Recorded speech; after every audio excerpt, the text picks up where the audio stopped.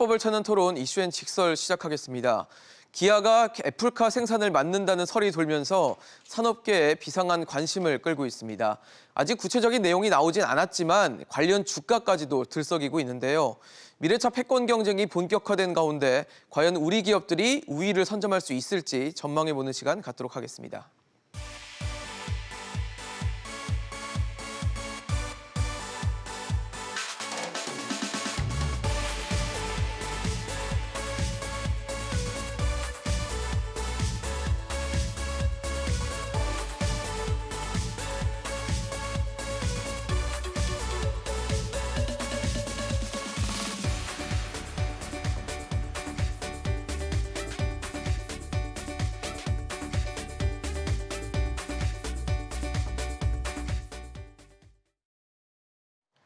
네, 그럼 본격적인 토론에 앞서 함께해 주실 세 분의 전문가 소개하겠습니다. 서울여대 경제학과 이종욱 명예교수, 현대경제연구원 최양호 고문, 국민대 자동차 운송디자인학과 권영주 겸임교수 나오셨습니다. 어서 오십시오. 안녕하세요. 네, 반갑습니다. 네, 최근 자동차 업계의 가장 뜨거운 이슈 중에 하나가 전기차고 또 이와 관련해서 기아가 이제 애플카 생산을 할 수 있다라는 얘기가 흘러나오면서 한 이슈가 됐죠. 하지만 기아는 이에 대해서 아직 결정된 바가 없다라고 해명을 했음에도 미국 조지아 공장을 거점으로 진행이 되고 있다라는 등 각종 얘기들이 나오고 있습니다. 어떻게 보시는지 궁금해요. 기아가 애플카를 생산한다. 가능성 있는 얘기라고 보십니까? 애플의 사업 구조를 보면 애플은 원래 그 휴대폰 경우에도 디자인하고 콘텐츠만 제공하고 네네. 제조는 폭스콘에서 하지 않아요. 네네. 그러니까 애플의 비즈니스 모델로 보면 네. 충분히 지금 이제 나오는 이야기가 가능성이 있는 것 가운데 하나인데 특히 이 휴대폰 같은 경우에는 사실 조립하는 부품이 한 480개밖에 안 되거든요. 네네. 그런데 자동차라고 하는 경우에는 전기차라도 18,900개가 필요하다. 그러면 애플이 480개인 애플 아이폰도 자체 생산 안 하는데 이 사람들이 가지고 있는 그 노하우는 협력업체에 단가 협상을 해서 이 협력업체를 결합하는 거예요. 이게 지금 쿡이 가지고 있는 쿡이 애플의 구매 담당 출신이잖아요. 네네. 그러니까 그분의 머릿속에서는 애플카도 똑 마찬가지로 아웃소싱 외주를 주고 어떻게 구매 전략을 짤 것인가 하는 쪽으로 당연히 갈 거예요. 그러니까 이제 이거를 어디에 외주를 주느냐 이것만 지금 남아 있는 거죠. 그럼 그게 기아가 될 수 있다고 보십니까? 근데 애플도 분명히 했지만 여러 업체 가운데 하나가 될 거다. 그런데 이제 어디까지를 기아가 좀 받고 또 다른 데 지금 이야기로는 뭐냐면 현대도 이야기하지만 네네. 독일 업체 관련된 것도 이야기하는 거거든요. 그러니까 분명히 애플은 이번에 내놓은 것 자체를 대중차만 내놓지 않고 네. 분명히 뭐냐면 이 클래스를 다르게 좀 내놓을 거예요. 그런 측면에서 보시면 고급차하고 대중차하고 조금 이렇게 차별화해서 네. 아웃소싱을 하지 않을까. 애플의 사업 비즈니스의 모형을 보면 거의 100% 아웃소싱 한다고 생각할 수 있죠. 예, 예. 어떠세요? 저는 이제 이게 현대차하고 애플하고 먼저 얘기가 있다가 그렇죠. 이제 기아차로 그다음에 기아로 내려왔죠. 넘어갔죠, 얘기가. 근데 몇 가지를 보면은 일단은 지금 제일 중요한 게 뺐더니 이제 전용 플랫폼을 갖고 있는 회사들이 몇 군데 있나를 보셔야 되는데 그럼 지금 있는 데가 테슬라, GM 그리고 폭스바겐, 현대차, 도요타 이렇게 5개밖에 안 되는데요. 테슬라는 경쟁자고 그다음에 GM하고 폭스바겐은 따로 지금 뭐를 자기네들이 도모를 하니까 남는 게 현대하고 도요타인데 도요타하고 현대하고의 이 차이를 보면요, 예. 굉장히 현대가 앞서가고 있어요. 이제 그게 이제 근거가 됐는데 그러다 보니까 어떤 얘기가 나오면 바이든이 들어오면서 공급망을 미국 위주로 한다. 그래서 애플이 첫 번째 생산되는 차는 미국에서 생산해야 된다. 근데 마침 조지아하고 엘라바마에 있는 거예요. 그렇네요. 예. 거기다가 이제 사실 2016년도에 이 애플하고 현대하고 이 자동차 엔터테인먼트, 이 인포테인먼트 네. 이 시스템 카플레이라는 걸 한번 소나타에 실어서 북미에 간 적이 있어요. 그러니까 등등을 해보니까 현대는 분명히 이제 앞으로 토탈 모빌리티 솔루션을 제공하는 회사로 거듭날 거니 그럼 기아가 그럼 이것을 차고하라. 뭐 이런 이제 얘기들이 있는데 이게 우리나라에 지금 이제 전해지면서 이랬지만 전 세계에서 네. 사실 뭐 유수의 언론들이 굉장히 지금 의문점을 달고 있습니다. 뭐 예. BBC도 지금 검토 단계에 있는 거 아니냐. 애플은 비밀 유지가 생명인 회사다. 절대 이거 결정되기 전까지 안 나온다. 월스트리트 저널도 애플은 그동안 뭐 비밀로 했고 애플이 얘기했다면 믿겠다. 그리고 블룸버그도 이 지금 주가만 올랐다. 뭐 등등의 얘기가 나오기 때문에 이거는 더 가봐야 되는 부분들이 있어서 지금 이걸로 해서 이제 주가들이 지금 움직이고 있습니다만은 예. 좀 신중한 자세로 지금 보고 가장 지금 이쪽 전문가들 얘기는 2024년 해서 2025년, 27년 사이에 애플이 완성차를 생산할 수 있는 확률은 35에서 40%밖에 안 된다. 높지 않나요? 지금 어떻게 보느냐의 차이는 배터리가 있겠지만, 생명인데요. 예. 배터리 하나 지금 완전체로 만들 수 있는 기간이 한 5년 정도 걸린다는 겁니다. 따라서 지금 이거에 너무 지금 소위 말하는 성장의 기대에 관해서 우리들이 너무 기대감을 크게 하는 것도 조금 많이 앞서가는 거 아닌가 하는 생각도 좀 갖고 있습니다. 권 교수님은 어떻게 보시는지 궁금합니다. 사실은 애플이 왜 자동차를 만들고 싶어 하냐부터 질문을 해야 될 거예요. 아 그렇죠. 아주 네. 근원적인 질문일 텐데. 근데 이제 사실 애플은 전 세계 10억 대의 휴대폰을 이미 깔아놨고 애플 그렇죠. 생태계 안에 수많은 콘텐츠를 넣어놨잖아요.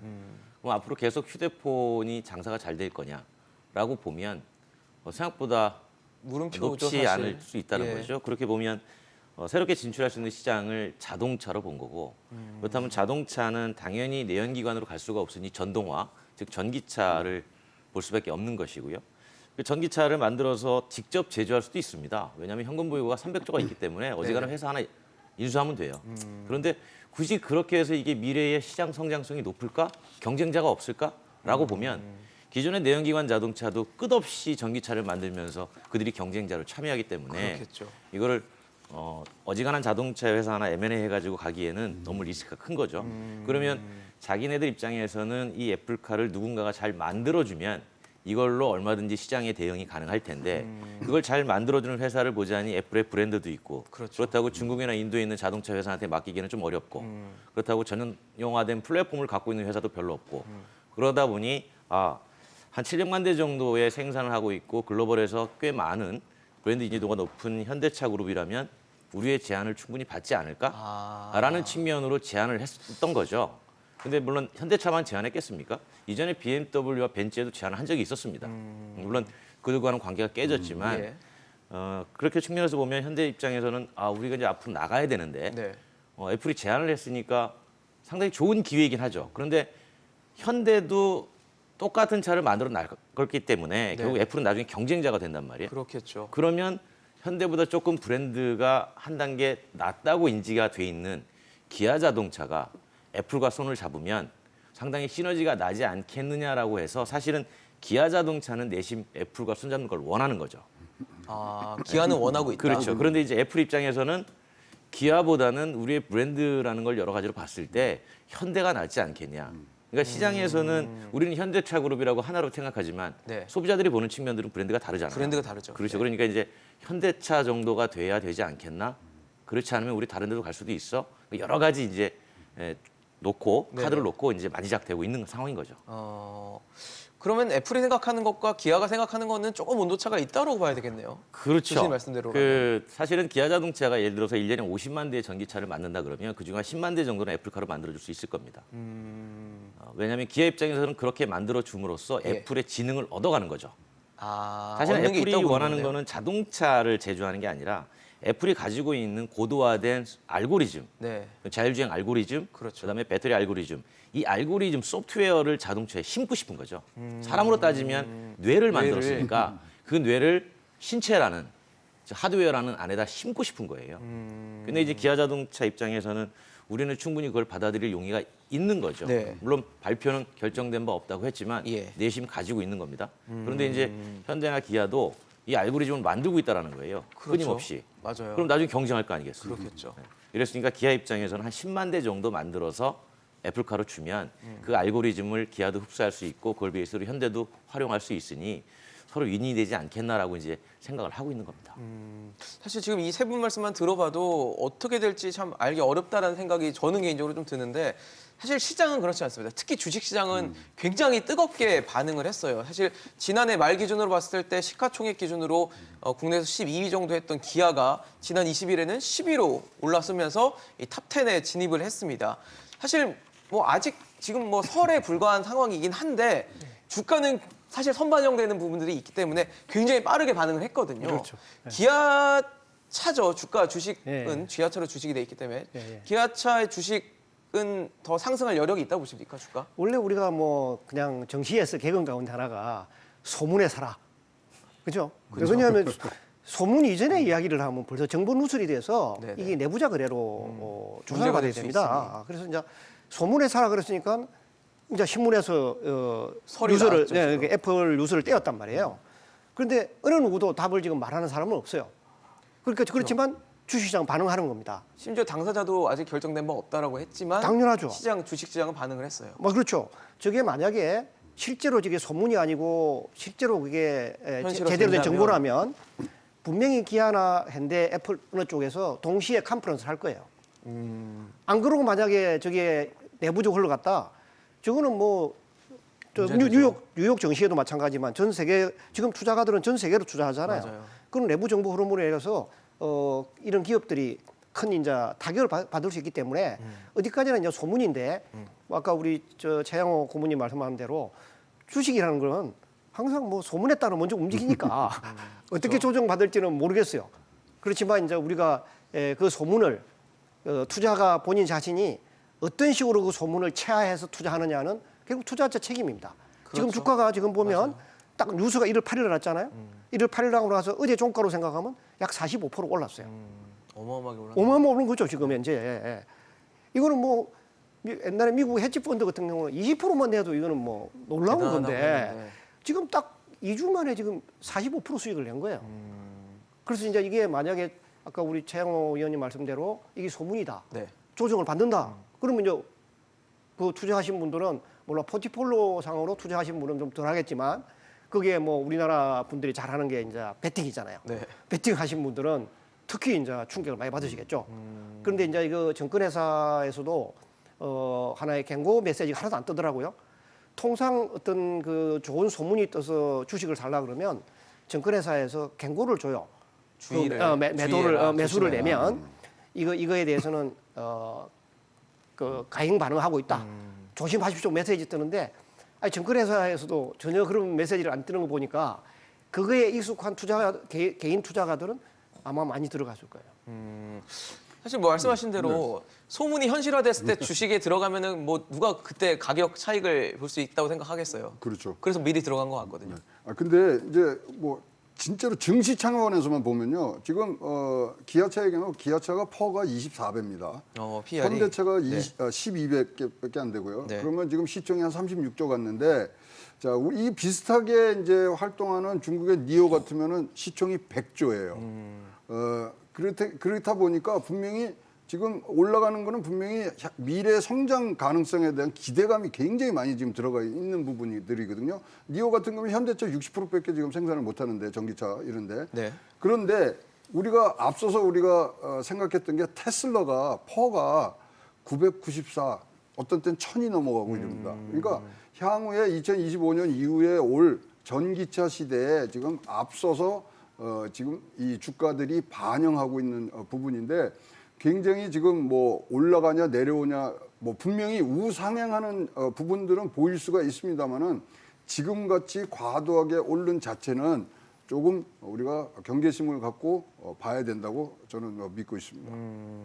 어떠세요? 뭐 좀 더 올라갈 수 있다고 보십니까? 제가 주식 전문가가 아니어서 네네. 뭐 주식에 그래도 대해서 말씀을 자동차에서 드릴 수는 워낙 잔뼈가 굵으신 주식 말씀은 전문가시니까요. 없지만 이제 주변에서 그런 얘기 많이 듣습니다. 어떻게 될 거냐라는. 그러니까요. 근데 이제 이런 거죠. 기아자동차 주가가 오르고 내리고를 떠나서 애플이라는 브랜드가 현대자동차의 파트너로서 제안을 했다는 것 그 사실은 아닐 수도 있으나 네네. 어쨌든 그 소문 그런 얘기가 돌았다는 그 것 자체가 자체가 현대차, 기아차 입장에서 보면 현대기아 브랜드가 이제 애플 정도까지 올라갔구나라고 하는 인식이 좀 깔려 있는 것 같고요. 또 한 가지는 실제로 애플 같은 경우에는 전 세계 많은 회사에다가 제안을 했다고 제가 말씀드렸잖아요. 알게 네네. 모르게 계속 얘기하고 있어요. 그래서 그 말씀하신 그 폭스콘하고 네. 또 중국의 지리자동차하고 둘이 합작해가지고 자동차 공장을 하나 만드는데 네. 이제 거기다가 또 생산을 맡길 것이다라는 말도 있고 결국은 누군가는 전동화 시대에 수많은 새로운 도전자들이 나타난다는 거죠.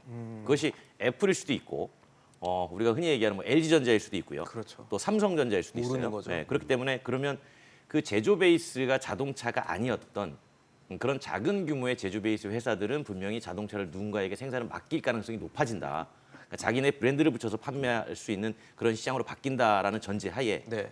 이제 이런 얘기들이 흘러나오니 지금까지 오랫동안 제조를 잘 해왔던 현대기아차 입장에서는 그런 좋은 브랜드가 있으면 우리가 잘 만들어줄게라는 그런 것들이 서로 시너지가 나니까 이제 호재로 작용했던 게 아닌가 이렇게 생각을 하는 거죠. 근데 우리가 하나 네. 주목해서 봐야 될 게요. 예. 애플이 그러면 지금 사실 현대 기아만 접촉한 게 아니고 여러 군데 접촉하는데 네. 그러면 애플이 뭘 팔고 싶었느냐 이게 중요하거든요. 그럼 자동차를 파는 게 아니라 애플은 이게 사실 스티브 잡스 생전에 이게 꿈이었어요. 아이카 만드는 게.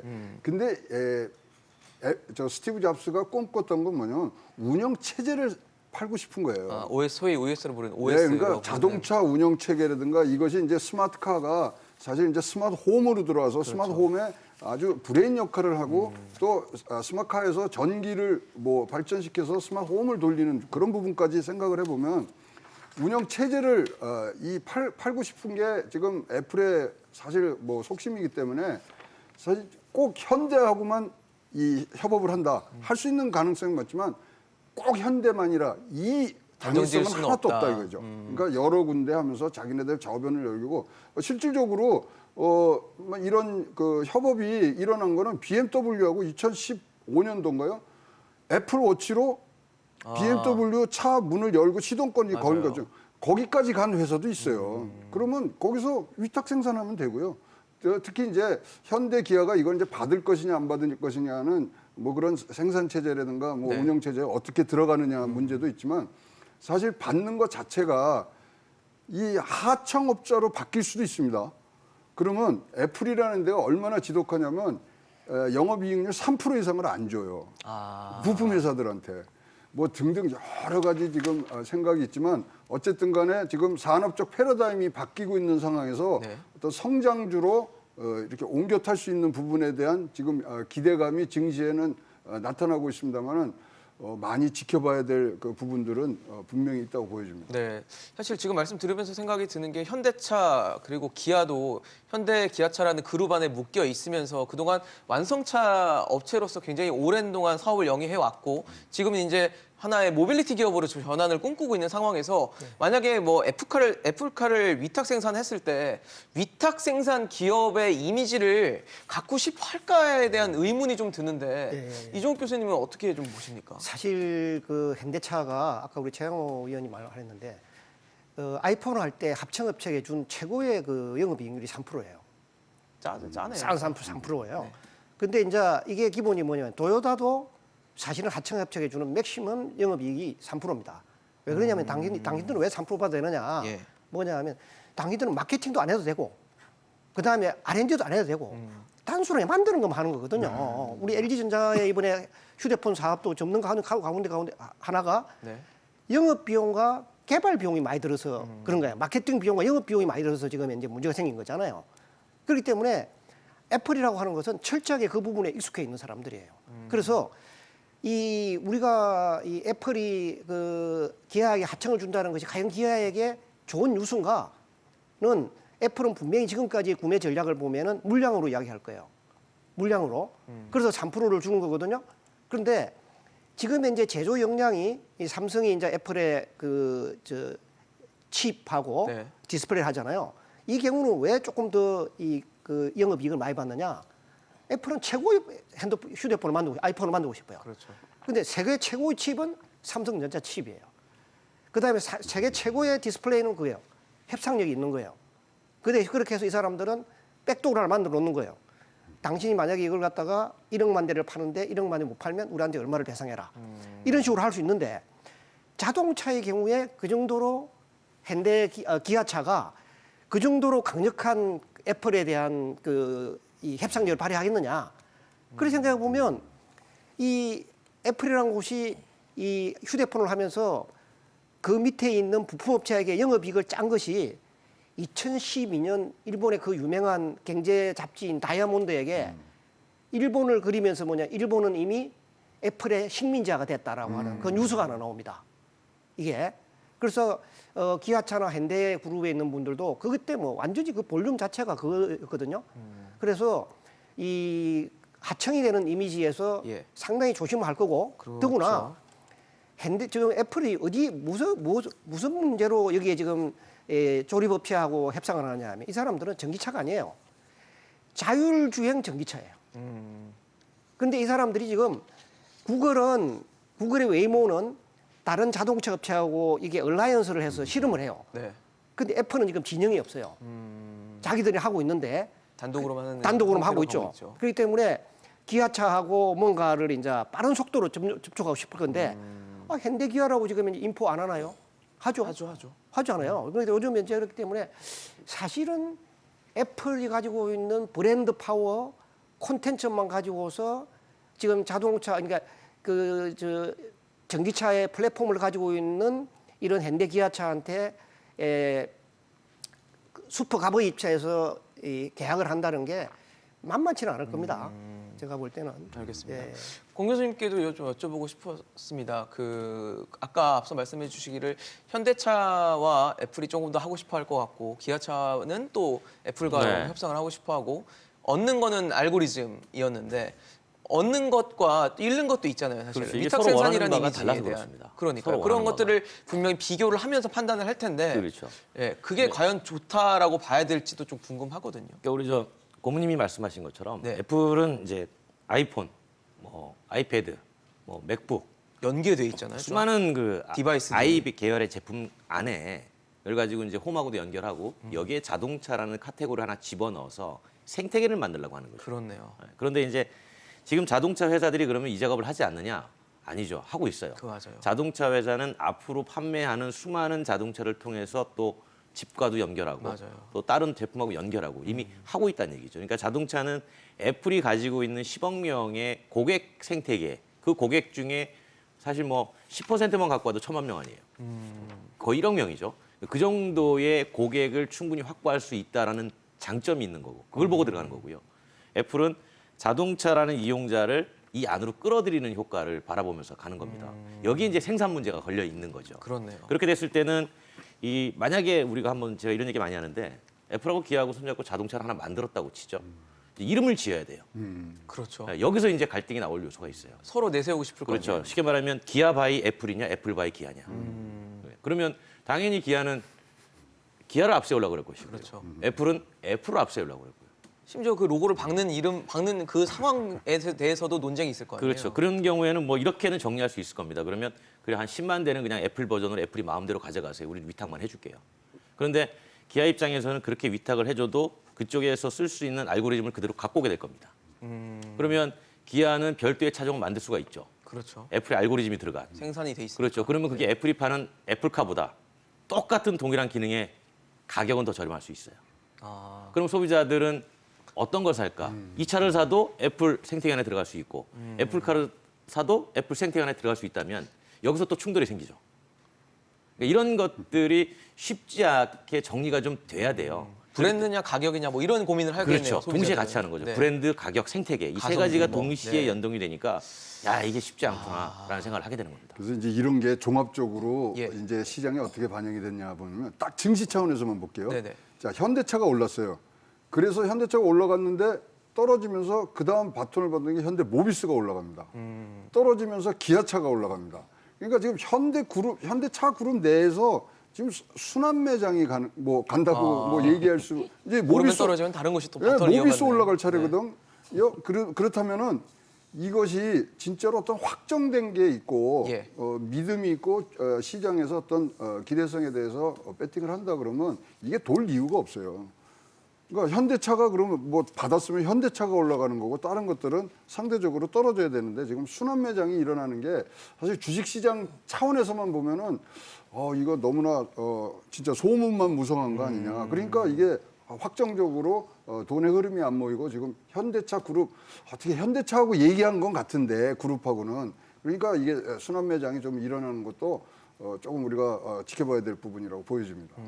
사실 이렇게 주식 시장이 뜨겁게 반응하는 거는 아마 최근에 뭐 전기차에 대한 업황 전망이나 이런 것들이 굉장히 뭐 장밋빛 전망들이 많이 나오고 있기 때문에 그런 주식 시장에서도 반응이 나타날 텐데 완성차 업체들이 새해 그런 얘기를 합니다. 전기차 전용 플랫폼을 기반으로 한 신차를 쏟아내겠다. 그래서 올해도 예정된 차들이 꽤 많습니다. 맞아요. 그래서 올해는 뭐 전기차의 원년이 될 것이다. 이런 얘기도 할 정도로 새로운 전기차들, 이제 전용 플랫폼을 갖고 있는 전기차들이 나온다는데 이 전용 플랫폼, 권 교수님께 좀 여쭤보고 싶습니다. 네, 전용 플랫폼은 기존에 있는 우리가 지금 현재 공도에서 보고 있는 전기차와는 좀 다른 거라고 봐야 될까요?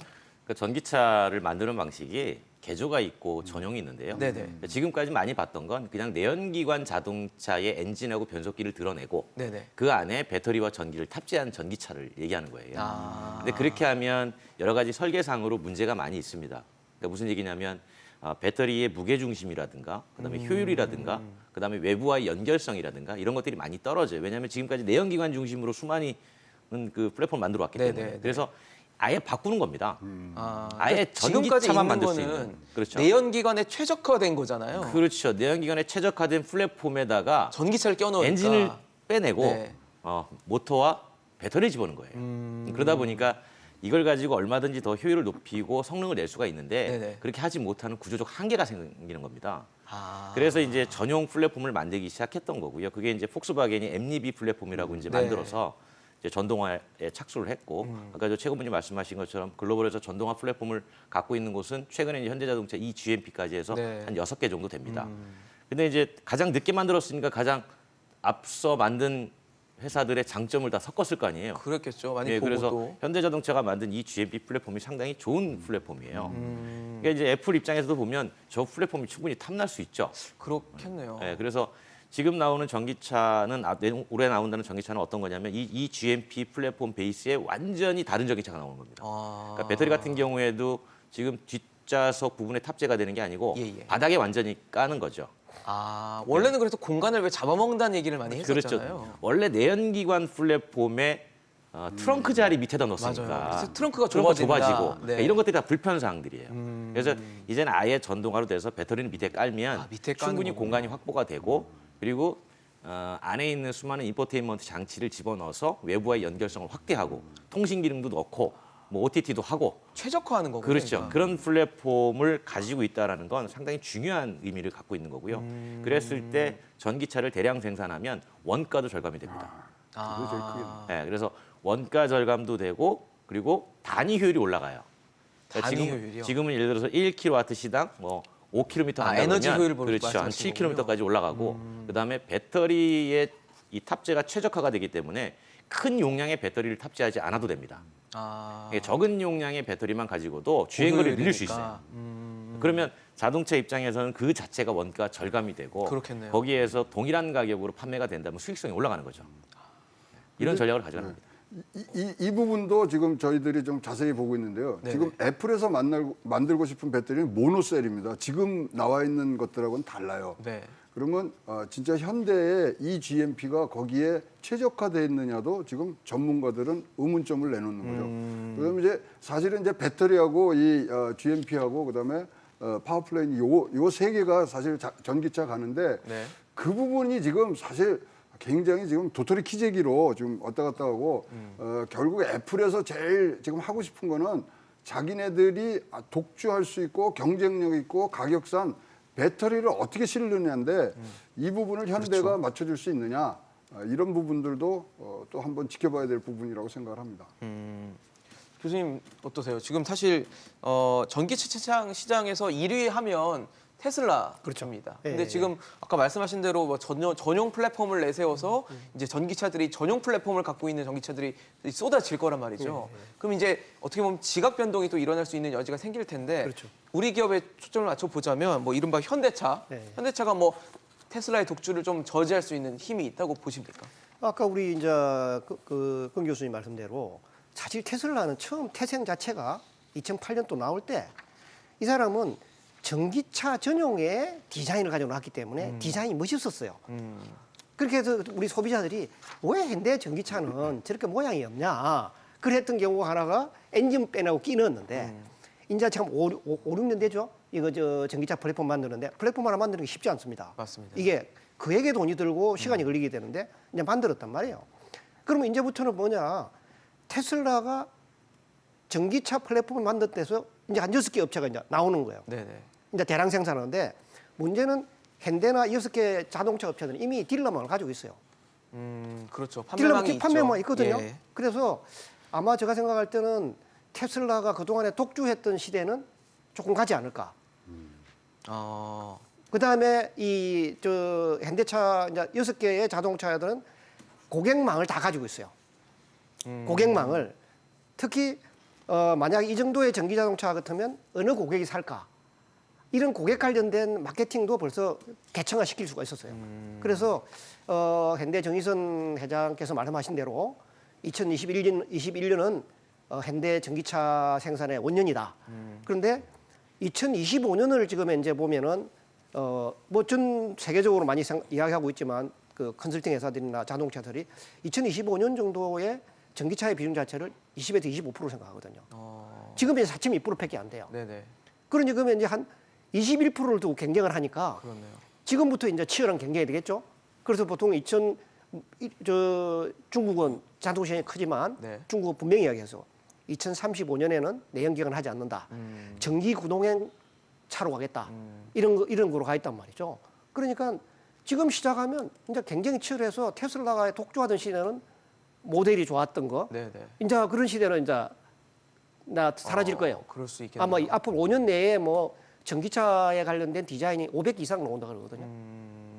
그렇기 때문에 한번 제가 볼 때는 현대차는 전기차도 있지만 또 수소차도 있고 해서 사업 포트폴리오에 있어서 제가 볼 때는 상당히 전망이 좋다고 생각해요.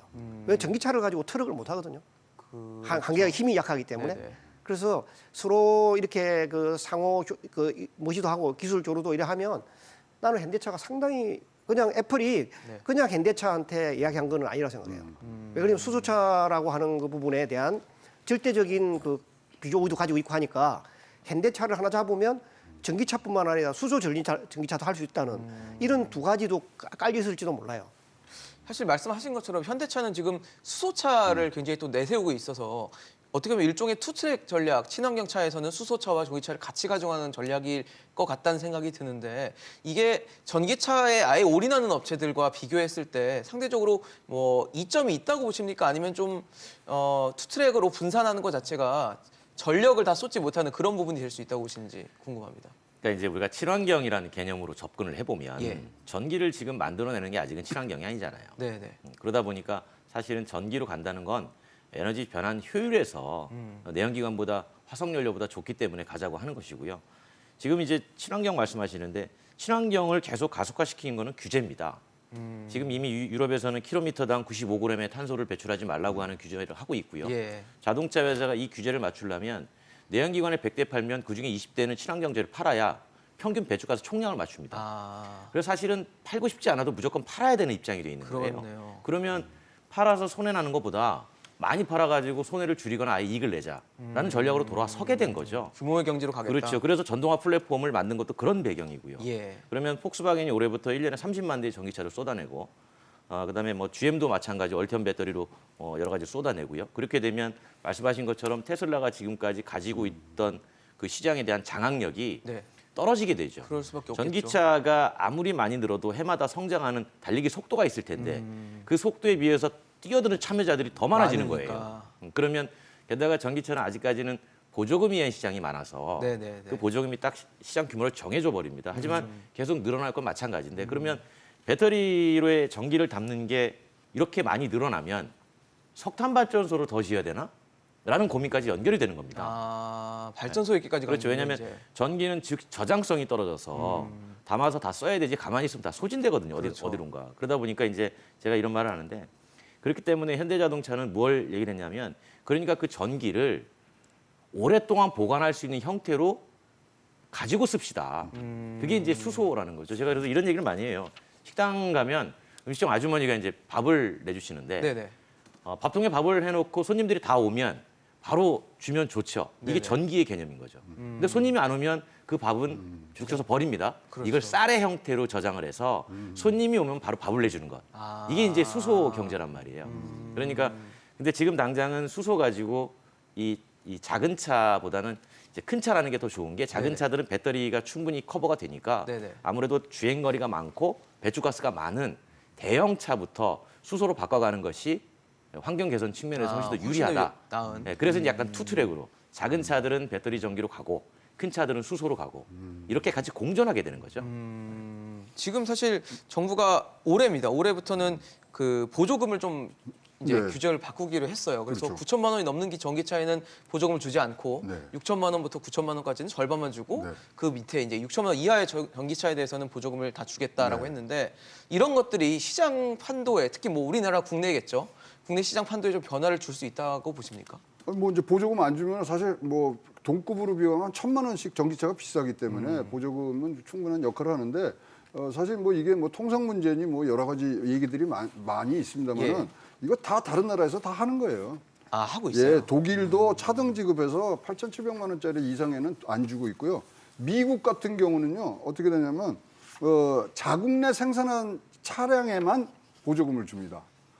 아. 그러니까 뭐 외국 회사의 차례도, 그러니까 현대 차례도 엘라바마에서 나온 차면은 보조금을 주고 네네. 다른 데는 안 주고 있고요. 중국 같은 경우는 주행 거리하고 가격에 따라서 하기 때문에 통상적인 문제는 분명히 없습니다만 WTO에서 조금 시비는 걸 수 있는 상황이 많습니다. 왜냐하면 수입차에 대한 차별이라고 그래서 하는데 사실 이제 뭐 지난해 같은 경우는 테슬라가 우리나라 보조금을 43% 갖고 왔거든요. 네. 그리고 지금 현재 우리나라가 올해 같은 경우는 보조금이 지금 1조 2,300억이에요. 그 우리가 세금으로 낸 거잖아요. 네네. 근데 이게 또 특정 섹터로 지금 들어가는 부분들 뭐 이런 것들 때문에 굉장히 많은데 과거에 독일에서 시민단체에서 굉장히 데모를 했어요. 보조금에 대해서. 왜 이게 세금이라는 게 넓고 써야 되는데 네네. 나는 뚜벅인데 차 타고 다니는 사람한테 왜 주냐. 내가. 아니, 공기가 맑아져서 좋은 거 아닙니까? 뭐 등등에 있어서 하는데 뭐 이거는 크게 차별 지급을 하는 부분들은 세계적인 추세고 이제 보조금은 분명히 이제 없어지는 형태로 가기 때문에 이 부분에 대해서는 좀 뭐 잘 우리 뭐 기준을 정해서 네. 잘 운영하고 있다고 보여집니다. 사실 뭐 전기차 하면 빼놓을 수 없는 게 배터리입니다. 앞서도 계속 누누이 지적을 해주시고 말씀해주신 부분이 이 배터리인데 배터리 하면은 사실 우리나라가 굉장히 좋은 성과를 내왔고 기대가 되는 분야이기도 해요. 특히 3사 뭐 LG 에너지 솔루션이라든지 SK 이노베이션이라든지 삼성 SDI 같은 곳에서 많은 노력을 해왔는데 올해도 좀 어떻게 보세요? 좀 괜찮은 성과를 거둘 거라고 보십니까?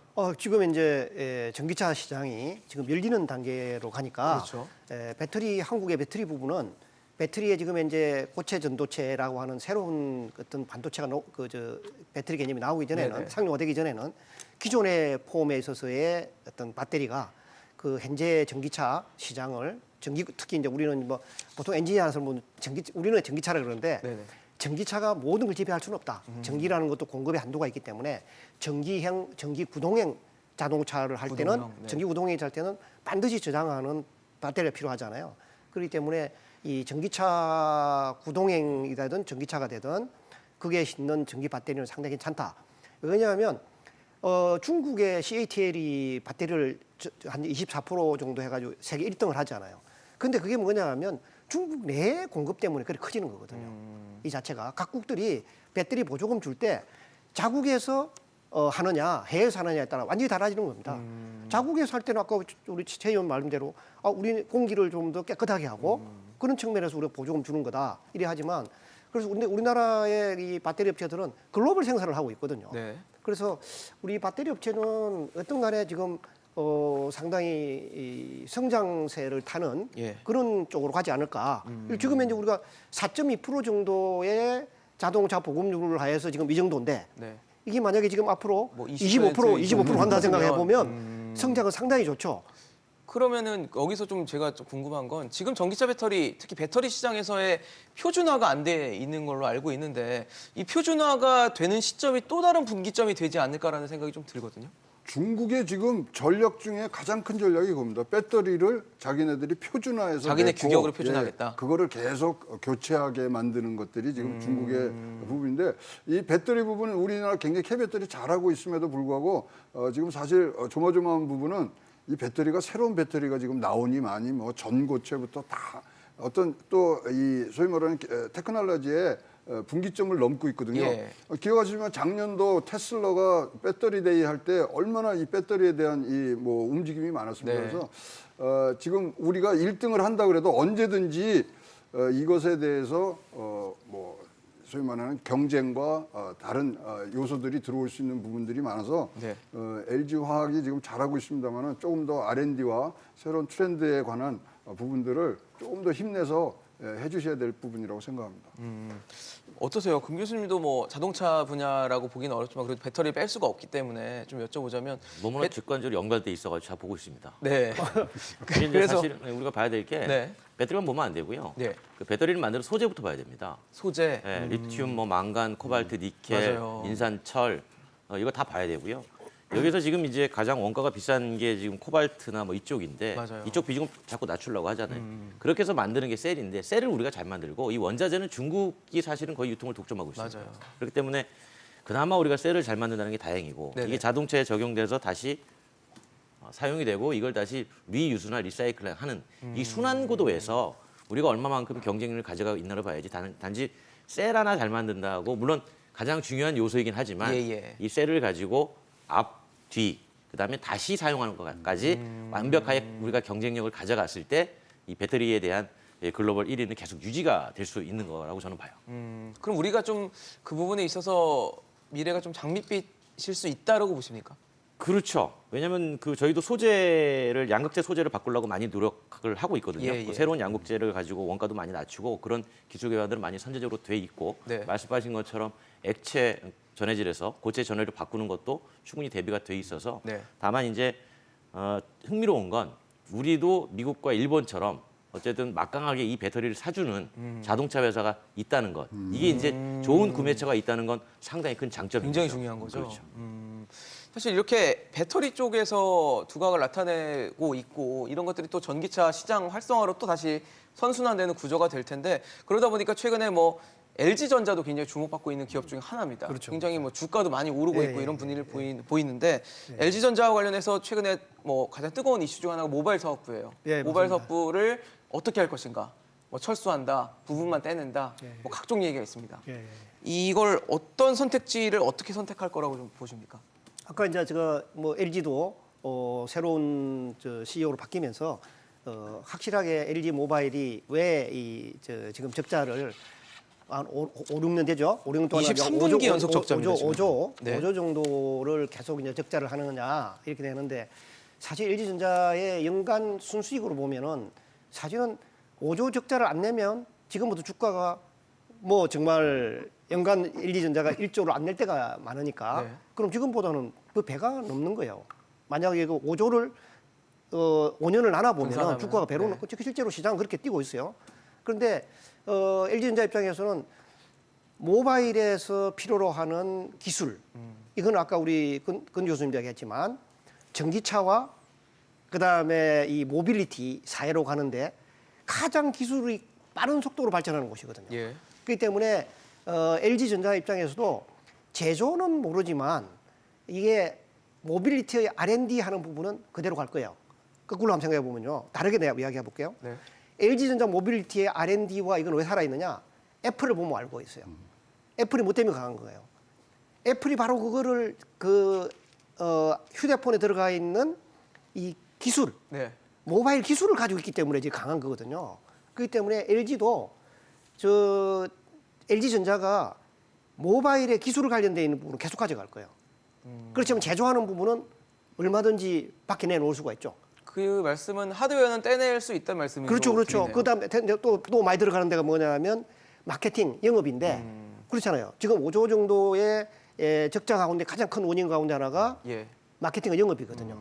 오케이, 그럼 하드웨어를 떼내면 그냥 인사이드 LG하고 나머지는 다른 사람이 팔면 되거든요. 그 대신에 LG전자는 지금 현재 모빌리티 사회를 주도하고 있는 핵심 기술이 어디서 나오느냐 하면 자동차하고 그 휴대폰에서 스마트폰. 나오는 거거든요. 네. 그거는 그대로 가져가는 거죠.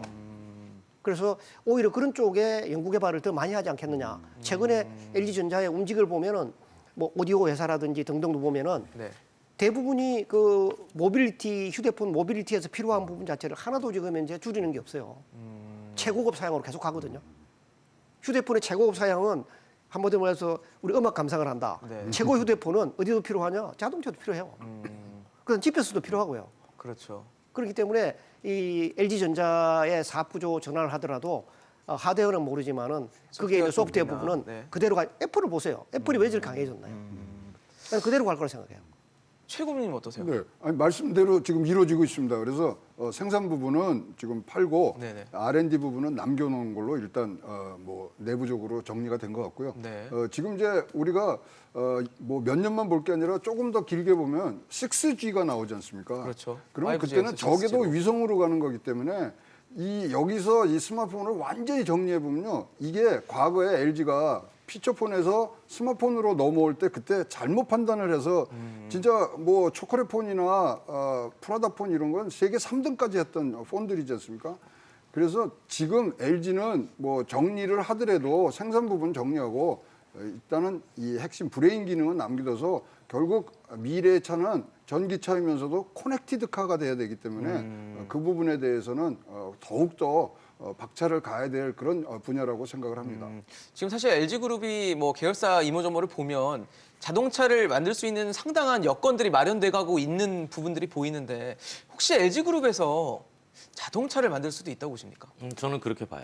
보세요. 네, 왜냐하면 그 말씀하신 것처럼 모바일 사업부를 포기한다는 건 사실 네. 일견 이해도 됩니다. 왜냐하면 LG 입장에서도 모바일은 돈도 안 되고 네. 뭐 경쟁사에 밀리고 사실 아픈 손가락이었잖아요. 그렇죠. 그런데 이제 가만히 보니까 똑같은 소프트웨어를 만드는데 그 소프트웨어 기술 가지고 다른 거를 만들 수 있다면. 그러니까 자꾸 이제 우리가 생각하는 게 자동차하고 네. 뭐 이렇게 자꾸 혼동이 돼서 그러는데 네네. 제가 명확히 말씀을 드리면 자율주행 기반의 운송수단의 개념으로 접근을 해보시면 상당히 이해가 빠를 겁니다. 지금까지 자동차는 완전 다른 거네요. 그렇죠. 그러니까 이렇게 보시면 돼요. 집에 이제 요즘 로봇 청소기 많이 쓰시잖아요. 예, 예. 로봇 청소기를 완전히 지능을 고도화해서 바퀴 달아가지고 위에 사람 탈 것 붙이고 바깥에다가 이런 플라스틱 아크릴판 붙여가지고 네. 길거리에 내놓으면 이게 모빌리티가 되는 운송수단이고 모빌리티예요. 그러니까 이게 전자회사 입장에서 보면 어려운 일이 아니라는 겁니다. 이미 여건에 어느 정도 돼 있군요. 그렇죠. 이것도 하나의 제조물이지 않습니까? 제조물이니까 제조 기반을 가지고 있고 그 안에 들어간 소프트웨어 이미 뭐 하고 있고 그렇죠. 그 안에 들어간 여러 그 디스플레이들 하드웨어 하고 있잖아요, 하고 있고 또.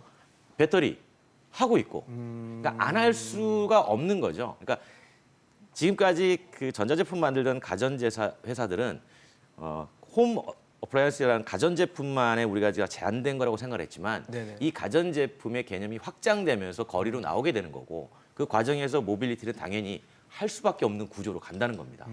실제로 소니뿐만이 아니고 예. 일본의 소니도 마찬가지 준비하고 있고요. 뭐 LG뿐만이 아니라 미국의 G라든가 뭐 이런 네. 많은 회사들도 이미 준비를 하고 있어요. 그래서 그런 측면으로 보면 제조의 강점을 많이 가졌던 기업이 모빌리티 쪽으로 전자회사가 진출하는 건 어렵지 않은 일이다. 아이고. 오늘 세 분 말씀을 들어보니까 사실 기존의 산업의 영역은 전혀 의미가 없어졌다라는 생각이 들 정도로 뭐 기존에 하지 않았던 업체들이 뛰어드는 것도 이상하지 않고 기존에 하던 업체들이 그만두는 것도 이상하지 않다라는 생각이 많이 들었습니다. 지금 이런 산업계의 큰 변화 속에서 우리 기업들이 어떤 성과를 낼 수 있는 노력들을 해 나갈지 지켜보도록 하겠습니다. 오늘 이종욱 교수, 최영호 고문, 권영주 교수와 함께했습니다. 고맙습니다. 네, 수고했습니다.